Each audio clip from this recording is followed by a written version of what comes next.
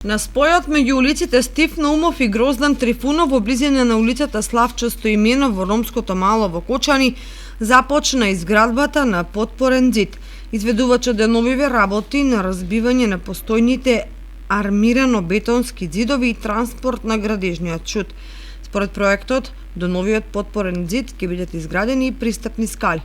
Со овие градежни активности почна реализацијата на проектот бетонирање улици и потпорни ѕидови во ромското мало во Кочани, за што се наменети 6 милиони денари, обезбедени од буџетот на владата, утврдени во буџетот на општина Кочани за поддршка на имплементацијата на декадата и стратегијата за ромите.